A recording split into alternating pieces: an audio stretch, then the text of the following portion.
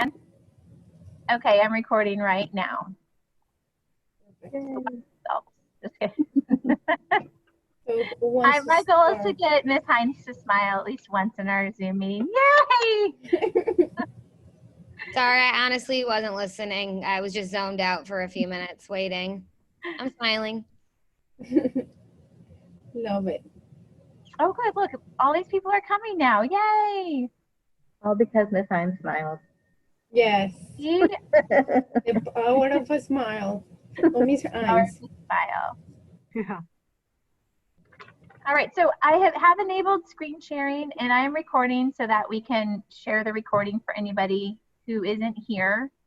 Do you want to go in the order that I listed in the agenda, or do you want to just go when someone's ready to present? Sure, let's just go in order. Go in order. All right. So of course, because I'm recording, I can't see. I think I might have been first. So. Okay. Oh, actually, yeah, I can see.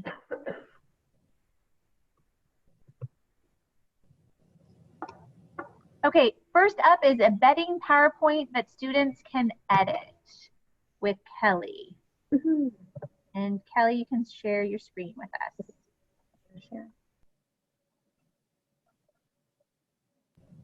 Did it work? Yeah. Yay, okay. So I'm just going to do it in my test course. I'm going to go to my modules and I want to add a new assignment. So I just click the plus button on the module, add new assignment. And I'm going to name it like homophone word sort, which is coming in module 3.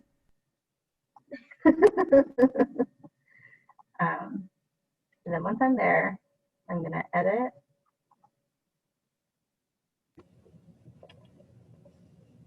And this is the part that's like different from everything else, is when you scroll down here, you want to do submission type, and you're going to hit external tool.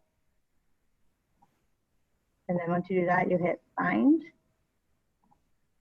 And then you're going to look for your Office 365 cloud assignment. That's what you want. It'll link right to your Office 365 file. So this is assuming that you've already made the PowerPoint, it's already saved in your OneDrive, and now you're just going to go ahead and find it. Mine's called homophone sort. I think I gave it a number, so I didn't have to scroll too far. And then attach file.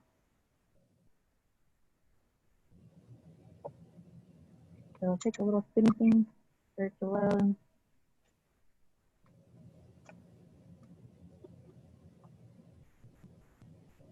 And then this part, you have to hit select. Don't hit cancel or it won't work. So select is important here because I've done this 3 times where I hit cancel and then it didn't work. And I'm like, what did I do?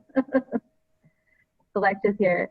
And then you can you could put a video up here, like how you want them to do it. You could write directions, whatever. It doesn't matter what you put up there.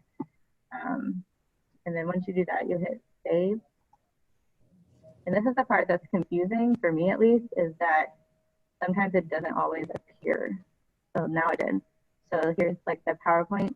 But when you go into student view, you can't see it from a student because the test student account doesn't have a Microsoft email, and so you can't try it with a test. So you just have to trust that it works. Yeah, so. Kelly, do you guys remember when Leslie sent us an email about the test student that we could add to a course? Oh, yeah. Yeah. I went back to that email just yesterday and I added that student to my sandbox course so I could test the PowerPoint. Ooh, that I didn't know you could. For your homophone sort, like the short A, long A. And so that's how I made a little video for students to show them how to do it with the long A and short A. I didn't read Kelly's first email very closely about just deleting that assignment. I ended up assigning it to my students. So, and they're doing it today, and most of them have been able to do it successfully. So I think that this will work for them. I do know that some students don't have Office 365 if they're using like a Chromebook or if they're using like an iPad or some other device.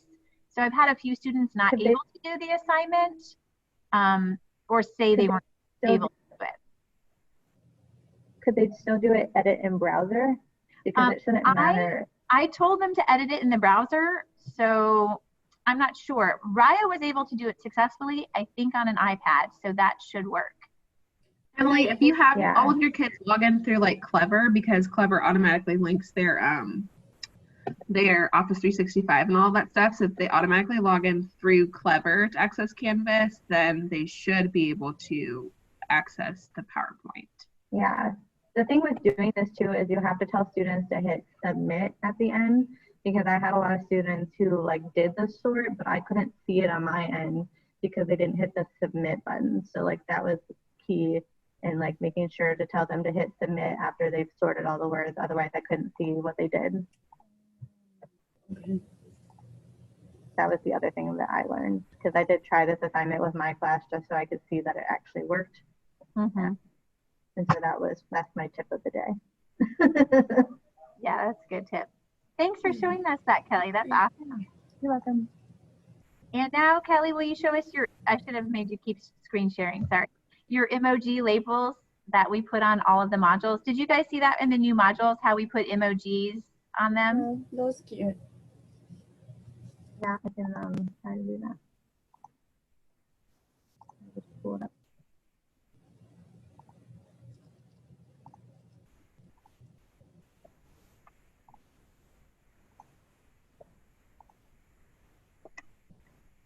So in my class, I put emojis with all of the assignments that were in there. It's kind of like a visual schedule for my kids that need that accommodation. So it's just like a key coding, like this means that there's a video for them to watch. This means this is an assignment that they have to turn in. This is a read aloud that I read aloud to them. A yellow means to slow down. It's a brain break. This one means that there's just a page with written information that they need to read. And then of course the stop sign just means to stop. If you're interested in doing this, the way that you can do it is over here on the 3 dots to the side on your assignment. You just click edit, and then you'll have to copy your emoji, and then you'll just paste it right in there. So if I just like copy this one, and then I can just paste it in there, and it just appears. So that was helpful for my kids to kind of have like a visual schedule of what they're supposed to do every day. And I think we did it on all the modules just for next week, right? Mm-hmm. Yeah. I like that. So those are helpful things that I found somewhere reading online. Awesome, thank you. Next we have YouTube Captions with Sherry, and then voice recording app with Sherry. Yes. You're mute. Sorry, let me share here. Where's my thing? Okay. All right. The lovely freeze frames. I'm just going to move you guys over a little bit. Okay, so you take one of your videos, and I'll show you with this one because I didn't do the captions yet.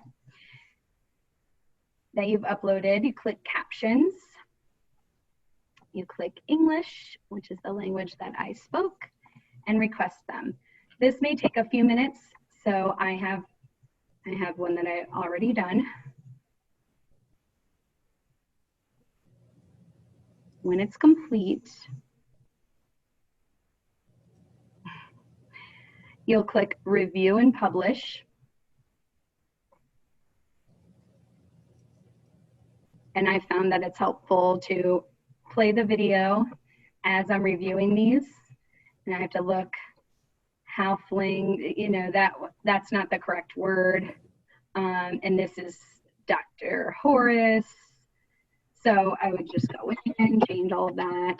Once it's complete and I've changed everything that I need to change on it, and when you go in and click on it, it will pause the video automatically. And then when you click on the next one, it will start the video again. And then Sorry, it's a long one. Okay, so, sorry, I thought that was at the bottom. So when you are done, you click publish to publish them. And I haven't went through those, so I don't want to publish that one yet. This one, I did go through. And so I went through and changed everything that I needed to change. So I'm going to click publish. And now I'm ready to download my video. So up at the top, I'm going to click download. When I do that, it's going to download into my downloads until I move it into a folder. I just leave it there. And then for the captions, I'm also going to click download. Note that the captions download, can you see this bottom screen here? Yes. Okay, the captions download as a zip file, so I'm going to show you how you'll need to do that. All right, now I'm going to go into YouTube. I'm going to move you guys again. And sign into our YouTube. We have lose3rdgrade@gmail.com, and the password is Lions Roar. The O is a 0 of roar, and an exclamation point at the end. Click on your channel, and then create a video. So upload a video.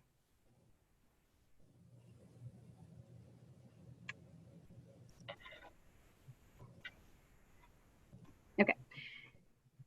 Then I click select files. I go to my, my downloads, and I will click on that read aloud. And that is the title that I want to keep. So I'll scroll down, click yes, it's made for kids. Keep scrolling until more options. Click more options.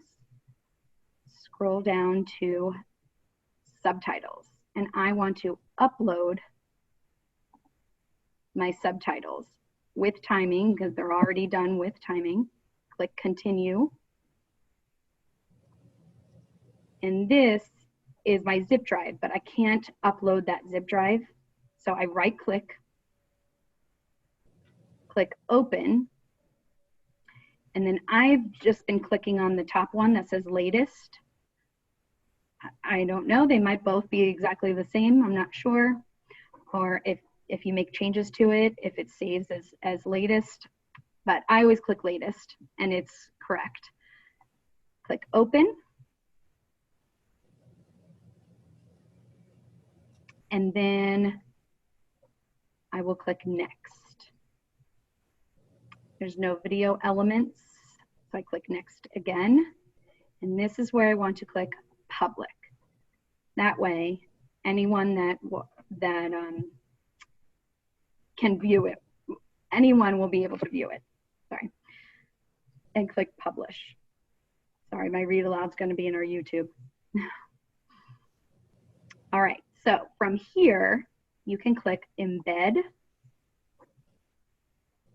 highlight that, right click, and copy or Control C, and then when you go into your canvas, oh no.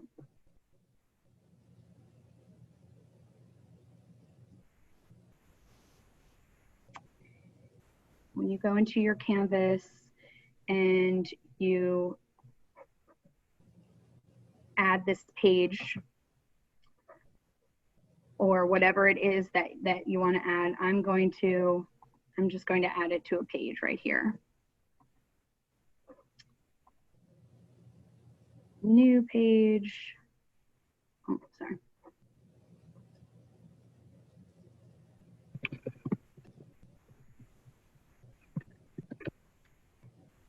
Okay, and click add item. And then in there, I go to edit.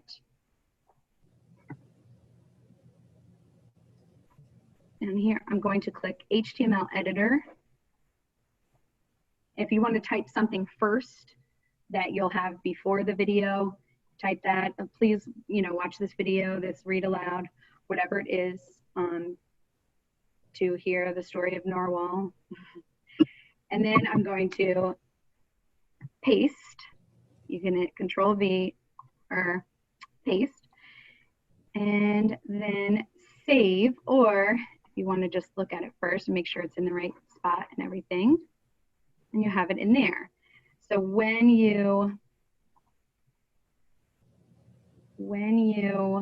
the kids see it and they watch the video, they can click on closed caption to have the caption,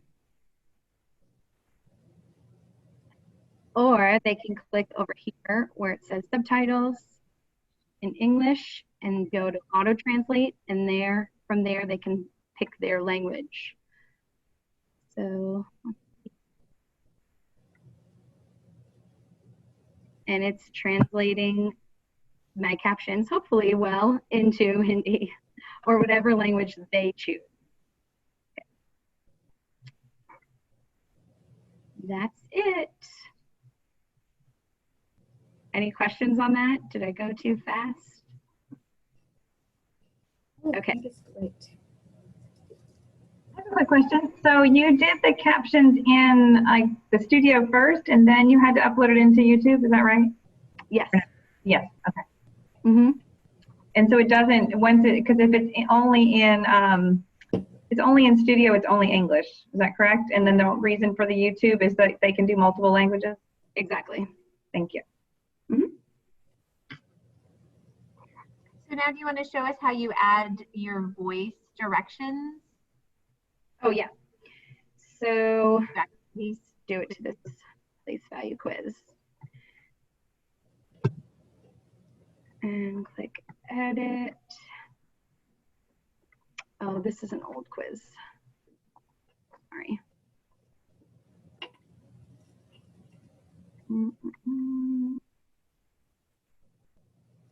All right, should have had that pulled up too.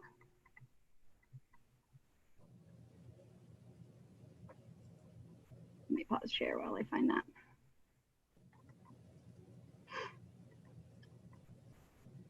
You can just make a new quiz. Maybe I should just do that. So in quizzes, I can make a new one. Add quiz. New quiz. Sherry, can you do this on a classic quiz too, or just a new quiz? You can. You could do it on a classic quiz. Yeah. Test quiz. It's a little bit different on the classic quiz, though, right? I tried to Yes. get it right, and there's like a different button. Yes. So I can show you in both.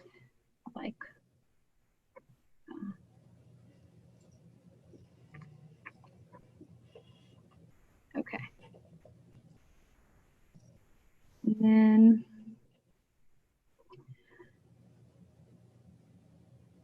okay, so you can add your instructions. Out.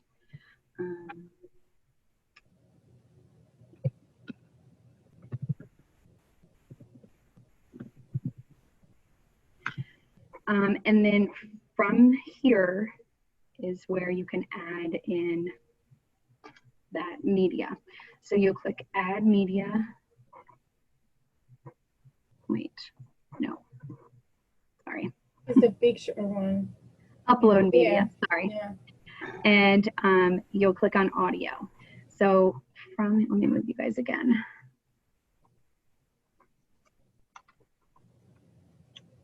So first I had to download the app, and it's called Sound Recorder app. When you type that in on yours, if you don't have the app, voice recorder will come up first, but this is an app, so you can go to the Microsoft Store and get the app first. It's free. It's free download like this.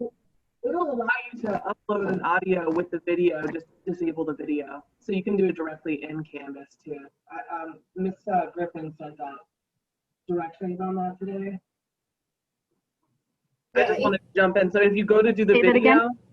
video, Mhm. if you click as if you're embedding a video, like if you're going to make a video, you can just disable the video so you can just put audio in directly through Canvas. Oh, well, that's Yeah. good too.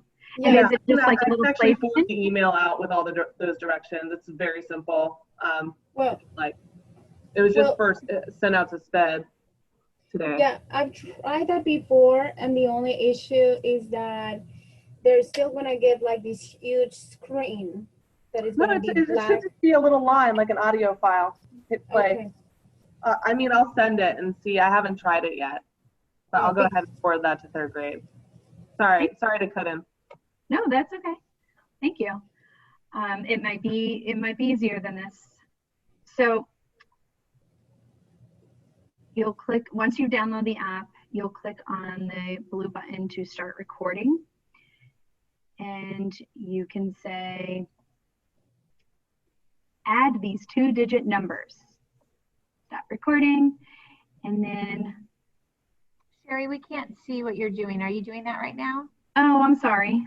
I think I have to What share happened? that screen. Pause. Okay. Like share my whole screen. Okay. Can you see the Yeah. the app here? No. Okay, I'm sorry about that. All right, so let me go. You guys are in my way.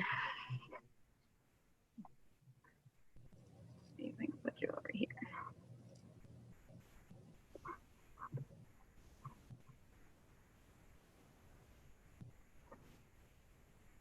Okay.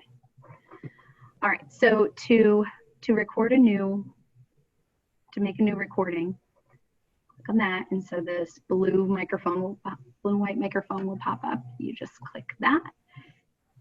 Add these 2-digit numbers. And you stop. And then it usually comes up that. So you can name it. Test directions, however you want to name it. That'll be easy to upload it. And then when you go to your quiz that you need, make sure you click on audio and then browse. Oh, I'm sorry, I forgot to show you how to save it. That would help.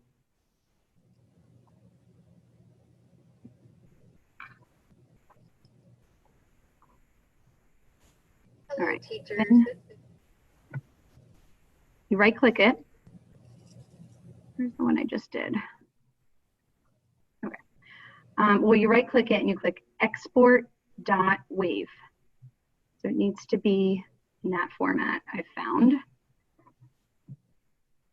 And then it's going to ask you to save it.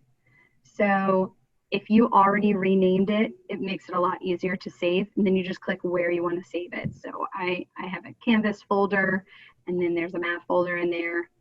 And that's where I have all the math questions that I make. So I'm going to save it in there and click save. Then on my test, let me go back and show you that.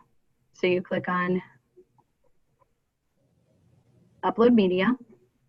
It'll be automatically an image, but you click over here to this tab that says audio, browse. You could also have the folder open and just drag it over. That works too. If you do them all at once, save them all at once, and then just drag them over one at a time. That's easier too. So I'm going to put this question in there, open, and import. And so it'll look like that on yours. I usually hit. But when the students see it, I'll show you. It just looks like a little gray What's up? line. Hold on, Jaden. I'm on another meeting, but I can mute them right now. Hold on. Give me a second, okay? All right. So then click done, and then you do the same thing for the questions. So if you're adding a multiple choice question, say. I usually name it whatever the standard is. What is the standard form?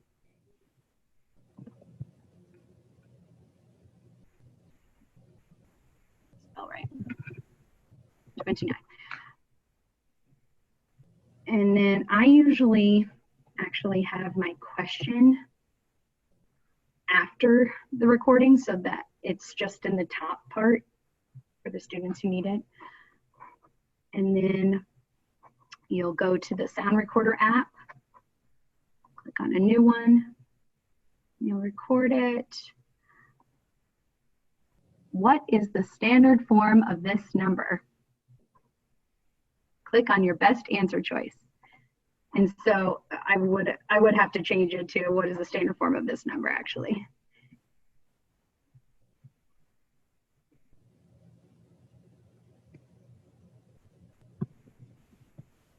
Or the number below. All right, sorry. So then you record that. So it just comes up with, the, you know, a name. I always rename it. 3.1A or whatever I'm calling the test or the assignment, question 1.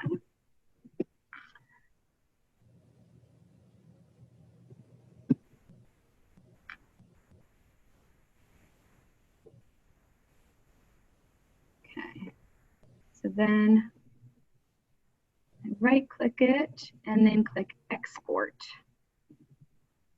And that's where I'm going to save it. I should have renamed, it's going a little slow here. But test question 1. Okay. Now that I have it saved on my quiz, I can add that media. Oh, here it is. Click on audio, browse,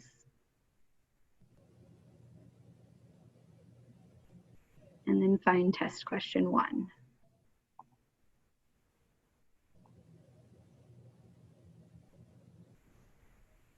Okay, and then I would type in my answers. I have to type in something or else it won't work.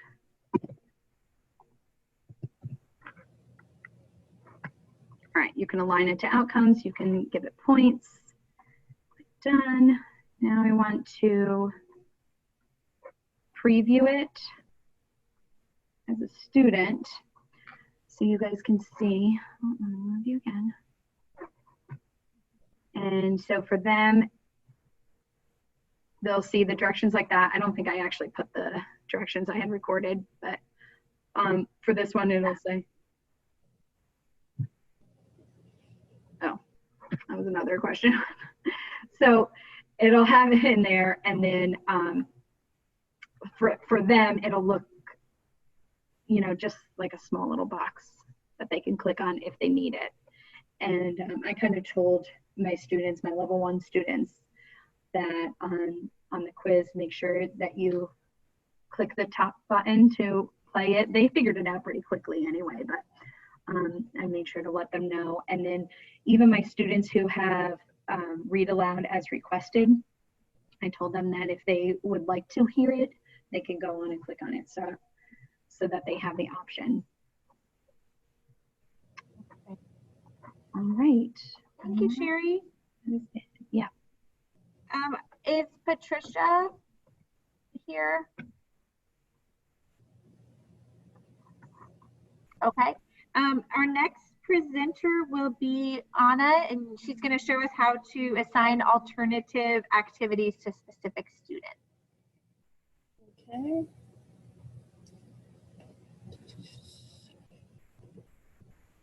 So it's really easy. So if I've already done the assignment, so like I'm here on the sandbox.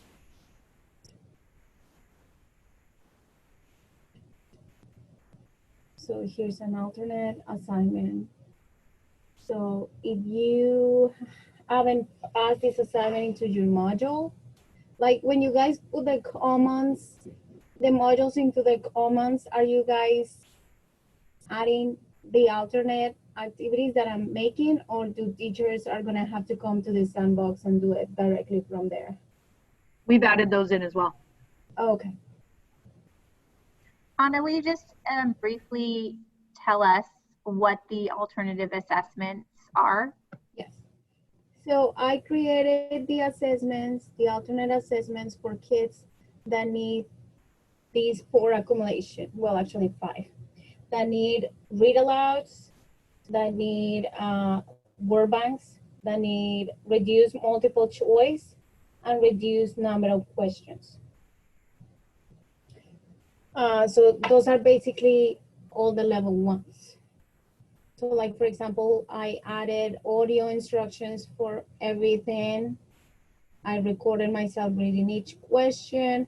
And for these kind of questions, they have this word bank. So in my audio, I read the words in the word bank, and I also read these words.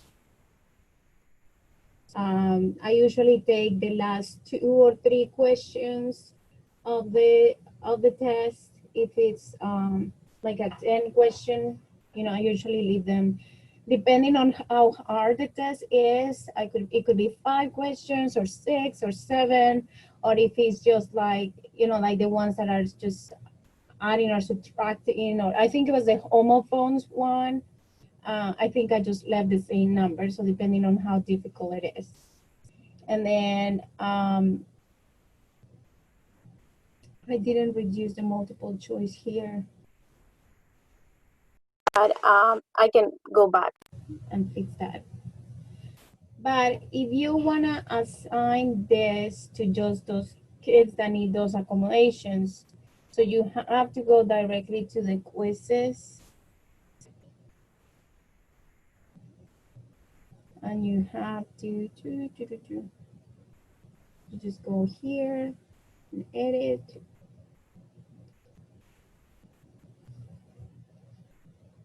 And then here, you type the name of the students that you want this assignment to be. So I don't know if we have, oh, well, we have a Canvas student.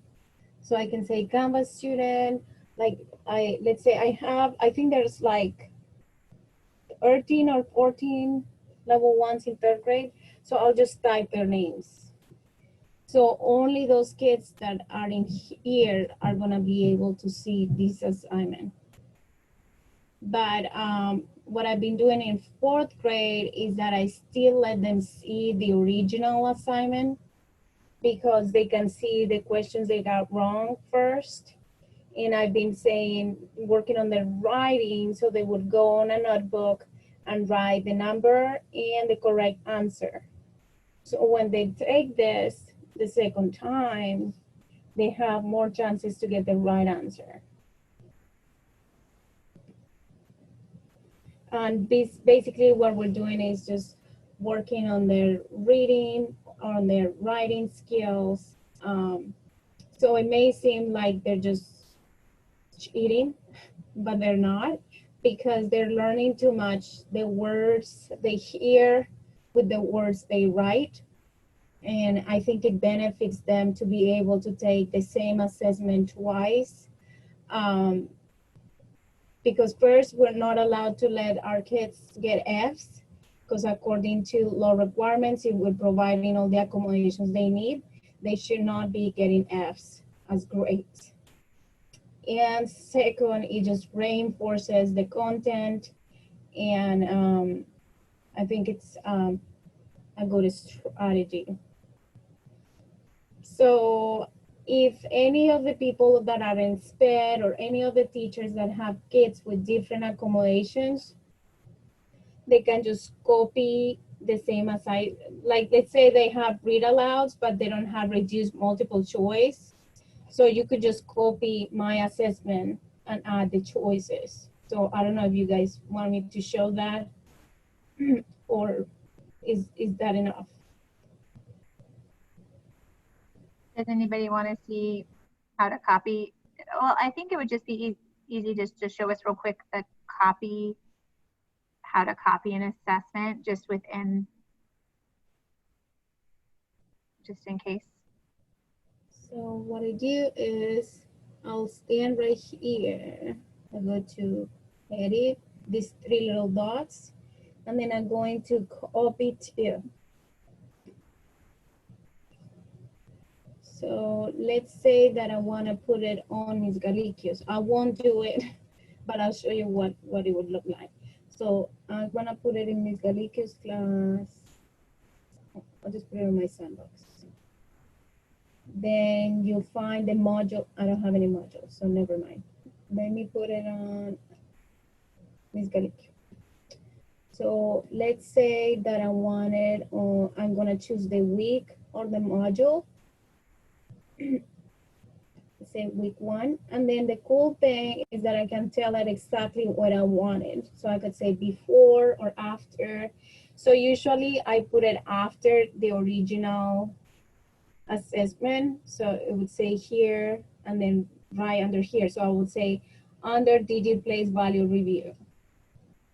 So after, and then I would find the one that says what I wanted to go. So once I choose, let's say I want it here. It's not going to be there, Anna, because you clicked the module of math week 1. Yeah, I know. It's not going to show, but like if you're looking at the above canvas, then it will show you, you know, like if I'm looking at this and I'm looking at Ms. Galicchio's class in this, and this is what I wanted. So I just click exactly what I wanted. I won't click it. And then once I'm done, I just click where it says copy. And then this assessment that I copied, I don't know which one was it. That's okay. It's gonna go for to you what, how to find the button is great. and that's it. You just press copy. You may have to refresh it a couple of times for it to show up. But that's how you copy assessments or assignments. Thanks, Anna. Yeah, thank you guys. All right, and we also have next, Liz, is how to put questions into a video. Okay. So Anna, Yes. Oh, sorry. you stop sharing. Oh no, it's okay. So, okay, so I'll share. Okay, so to put a quiz within a video, you just got to go to your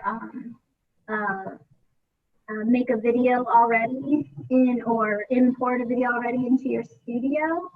I'll do this one, fish in a spaceship. So you just, in order to start the quiz, you just click on these 3 little dots for whatever video you want to add a quiz to. When you click on that, then you'll click on create quiz. You have to just name it. And then, and then you can get started. So you can actually, to put the question in, you can let the video play for a little bit. I don't think I have my sound on, so you probably won't hear it. But so maybe you want a question right there. Wherever the plus sign pops up, that's where you can click it. And then you can choose what kind of question you want to do. And then you just type in your question.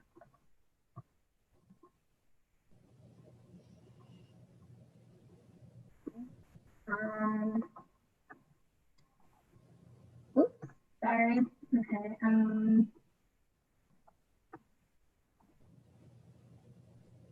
So, and you can give it as many multiple choices as you want, and then whenever you create your question, then just remember to press save.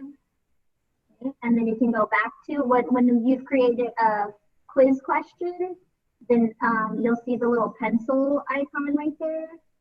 And then you just continue to listen to play your video, and it'll, wherever you pause it to make your question, when you go to play it again, it'll pick up from wherever you left off, and that way that's how you can continue to add the different questions that you want. Yeah, and Yeah, so you just press pause where you want the question, and then you click on the plus sign, and then it only offers multiple choice, true and false, or multiple answer. And then you just create your question until your video is all done. And then I did I did figure out how to see the results. So I'm gonna go to one of the one of the videos that I already added questions to. So this was in our lesson this week. So if you click on quiz results, you can click on item analysis, and it kind of looks like that. And, you know, it's like a hard to read, but if you want to see what students specifically did, you can click on student results, and then it will show you like the students' results. I'll keep going, but I don't know if you want to see my students' results. But yeah, so if you just click on the video that's in the assignment already, you can click on the quiz results, and you'll be able to see how they did on that. If you did does that show you their exact answers? Which one? Like their quiz result, does that show their like exactly what they typed in for the answer? Does it just show like the grade? It does. Can I show somebody's answers? Okay, so like for example, this one. So this student tried it twice. Okay. So I clicked on attempt 1, and it shows you what they did. It shows you what they got correct and what they got like incorrect. Got it. Uh-huh. So do they know what grade they get after they watched a video? I don't know, because I had it when I took it like in student view, it doesn't really show like a grade, and I didn't really make it as a grade, so I don't think showed a grade, but I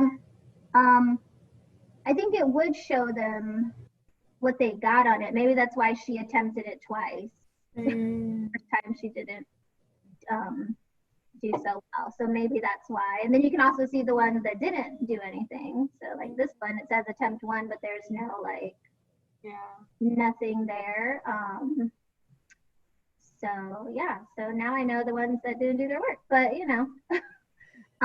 But yeah, so that's a way you can, I know we talked about that at our grade level on Monday, but yeah, I just played around with it, and I saw that you can click on the quiz results and see what they actually did.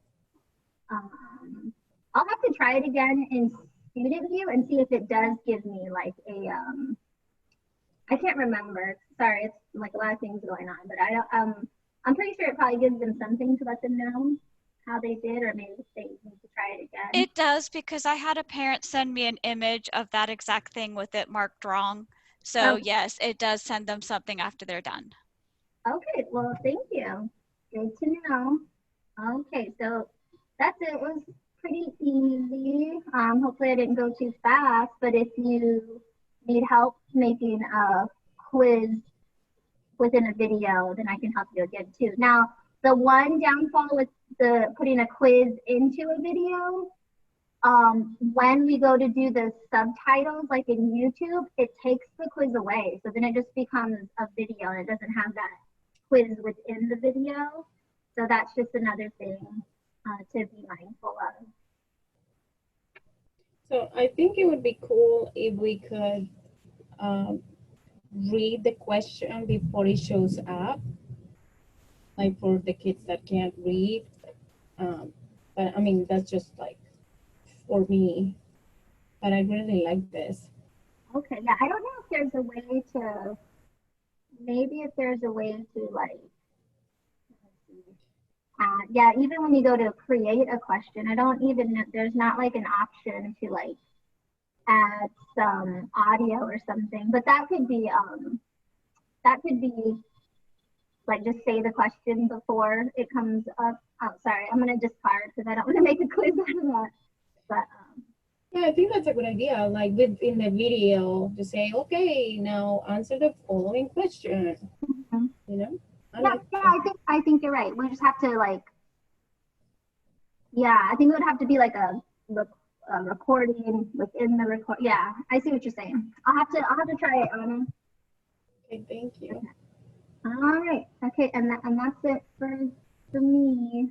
Okay. And one thing, wait, we also learned on the first week with embedded quizzes is you don't want to upload it necessarily as a quiz. You want to embed it on a page. Oh, yes, that's right. Thanks, Sam. I forgot to, I forgot Like to say I that. embedded it as a quiz the first week and it comes up in their to-do list and it looked like a quiz. So yeah, like the way Liz did it this week is the way you should do it. Okay, let me see if I can like try. Let me see. I can try to show that real quick. I'll just go into like my sandbox.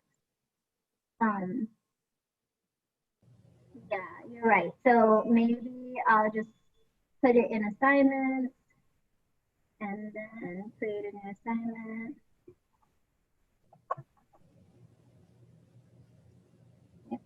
So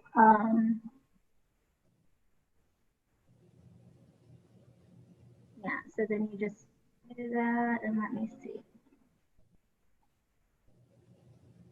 You have to, so when you go to put it into your work, you're right, Sam, you have to, I'm gonna take comments, but you can video quiz embed, and then you embed it,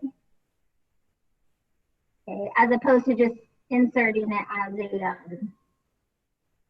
Yeah, you can insert it as like a quiz, but it shows up as a quiz, which isn't necessarily what we're wanting theoretically for most. Yeah, so I just created it as an assignment, but you could always put in your directions, like this is not a quiz, it's just a video or whatever. But yeah, that was an important part when you're. Yeah, that was something we learned the first week. So. Yeah. Okay, thanks, Sam, for reminding me. All right. Okay. Okay. Patricia, would you like to show us how to do a link within a link? Yeah, that's fine. Can I share my screen or no? Yes, you can. Okay, give me 1 sec. Yes, definitely. And while you are getting that situated, we do have to end the meeting right on at 2:30. So hopefully, if there's other topics we haven't gotten to, then we could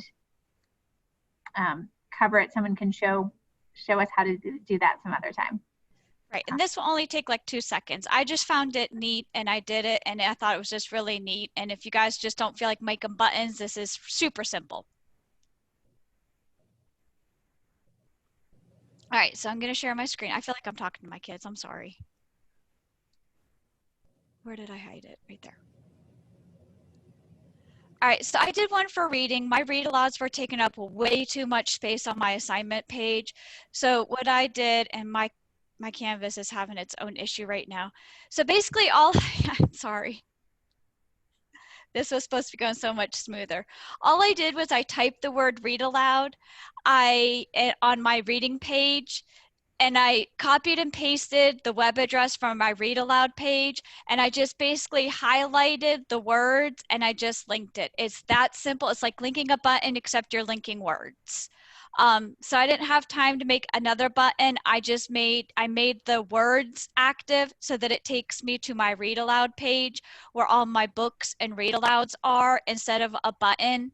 But it was the same idea. I just went up here, I copied this web address up here, and then I just highlighted the words, read alouds, and I just linked it with the link button, and that was it. Mine's just quick and easy. It's just if you're stressing about making buttons, you can just make the words a link, and that's all I have.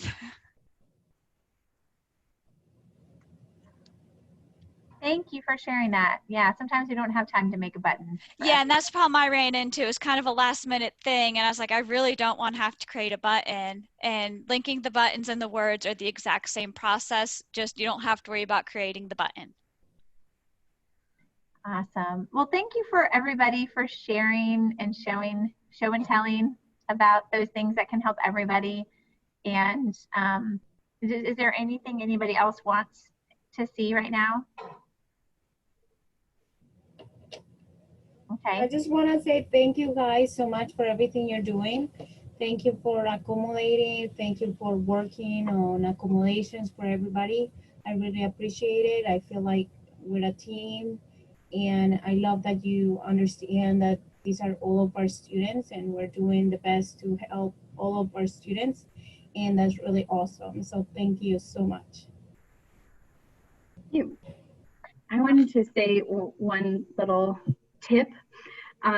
For our masks for PALs, I noticed that mine got really, really foggy that first day, and I couldn't even see out of it. So I found a little hack on helping with that. I put a drop of dish detergent. I have it in my room if you need any. Dawn dish detergent, a drop of it. And I've heard this works with your glasses too, if you're someone who wears glasses and then with the mask and everything. So you put a drop of dish detergent on a tissue or a paper towel and just wipe it on your mask, and there's no fog. I don't know how or why. Probably don't want to know, but You wipe it on the mask or on yep, the glass? no, on the it's a Shield. plastic Oh, the clear shield. Okay. Sorry. So you wipe it on the shield, and then it doesn't fog up. And I've heard it works with your glasses too, if you're someone with glasses or your sunglasses or something. And then the only other thing I wanted to ask was, I know that we had asked everyone in our grade level meeting, do you want to have us break up the things into days? And everyone was like, yeah, go ahead. But I don't know if we maybe weren't clear, or there was, some confusion about it. So we had done that, and it sounds like a couple people actually liked it better and just math together, just English together, and just social studies or core together. Do we have a vote, or do you want to put it in the chat or something like that to tell us, your feelings on it? I will say that I did not have it separated by day on the first week. And then this week I changed it because from all of your feedback, I heard that it was working well. I didn't think I could keep up with it, but it actually, in the long run, I did it, and it's more manageable than I thought. And it definitely helps me help them a lot easier, because I can just say, go on and click on whether they click on math, English, or social studies, it sends them, like mine, it'll send them to lesson 1. Well, I really like do that. mine by. Oh, sorry. Sorry. No, go ahead.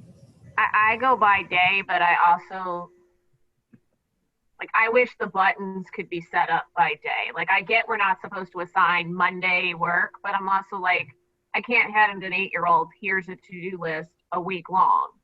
Yeah. So, I can go either way. Yeah. I had it by day or by subject, but I switched them over this morning, and so now they're by day. So I'm fine trying it out and seeing how it works, because you said it's probably a lot more manageable, because even for them, it's a lot of clicking, I've realized, and it's hard to really tell them. I just was like, oh my God, another thing I need to tell parents, but they're going to think I'm crazy. But Sherry, your daughter's in my class, I'm crazy. No. And I had the same thing, because I was going from, it wasn't separated at all by day, and then going into it being separated by day. And I told my parents, I told the students everything, that now it's going to be separated by day, so you don't have to go back to our homepage and then click on English, and then go back to our homepage and then click on math, and you don't have to go back and forth. The only catch is that you have to go in the order that I put it in there as, and they were like, that's fine. No one seemed to have a problem with it. But when we separated the modules by day, we did change up the order. So it wasn't always math, English, social studies. Maybe the next day it would be English, social studies, math, and then social studies, math, English. And so we tried to switch it up on each day. So I told my students that today. I'm sure he'll be back for that. Yeah. So next week they will. I told them that they'll be able to click on it, and it'll be in a different order. So it kind of switches it up, and they were really excited about that. And I showed them the emojis. So I think that'll be good too, to help them with it. But if we get the majority that says that they would like it back in the content modules, then let us know, and that's how we'll put it in comments. Whatever's easier, we're just trying to make it a little faster and more efficient. And the other thing I wanted to ask or tell you guys was, since we have switched our grade level meeting to Wednesday, now. There was a couple of things in there and just dates and things like that that we had started talking about and putting in there. If you could just take a look at the agenda sometime on Monday or before Monday or something like that. So it's not all the way until Wednesday. There's a couple of things in there that happen on Monday. So if you could just take a look at the agenda and then reach out with any questions that you have or concerns. And then we'll see you on Wednesday. Thank you, guys. Thank you. Thanks, everyone. Bye. Bye. Miss Taylor and Miss Arnold, do you want to meet on Microsoft Teams for my meeting?